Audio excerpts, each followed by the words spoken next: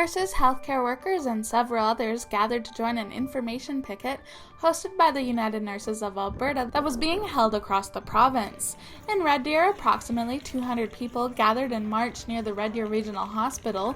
Those attending were demanding fairness in the workplace, a cease to payment rollbacks, and understaffing after 18 months of battling the COVID-19 pandemic on the front lines.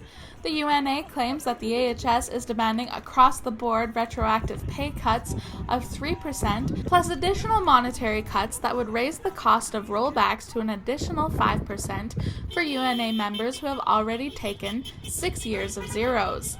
They say these cuts would result in a 12% reduction in nursing pay.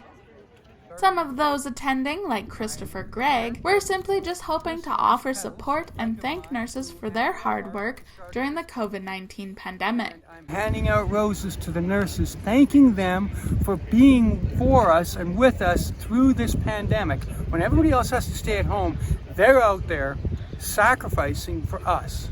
And to see that the politicians are doing what they're doing, and I think it's very disappointing considering all that they've done for us. They're not asking for much. Restrictions may have lifted, but Greg believes it's time for Albertans and our politicians to show our healthcare workers some support. We know that they've gone through challenging times and they've done such a wonderful job for us. And if we can give a little bit just to make them feel good, bring up their spirits and let them know that Albertans are there for them, that's what I'm here for.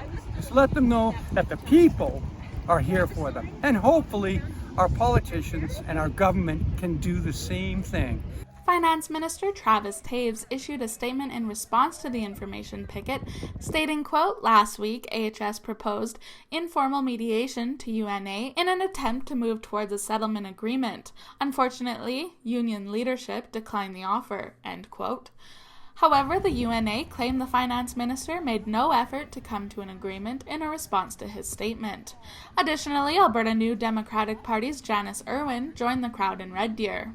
Well, despite what Jason Kenney might tell you, we are still in a pandemic, and this is a government led by Jason Kenney and UCP that have continued to attack healthcare workers, have continued to undermine their collective bargaining rights, and have continued to just dismantle our public healthcare system. So it's so important that not just folks here in Red Deer and Central Alberta, but across the province stand up and fight back against their repugnant cuts to the healthcare system. Irwin wanted Central Alberta nurses, healthcare workers, and others to know that there are people who support them in the legislature. The opportunity opened up for me to come here. I spend a lot of time, as many of you probably know, throughout Edmonton, but I wanted to be here. I mean, there's some amazing folks here in Red Deer who are doing really great work, and I wanted to meet all of them as well. And I wanted folks in Red Deer to know that they have support, right?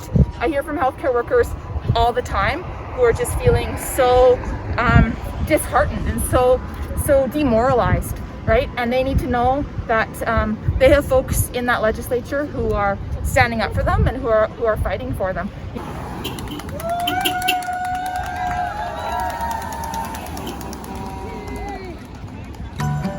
For Lacombe Online, I'm Amy McInnes.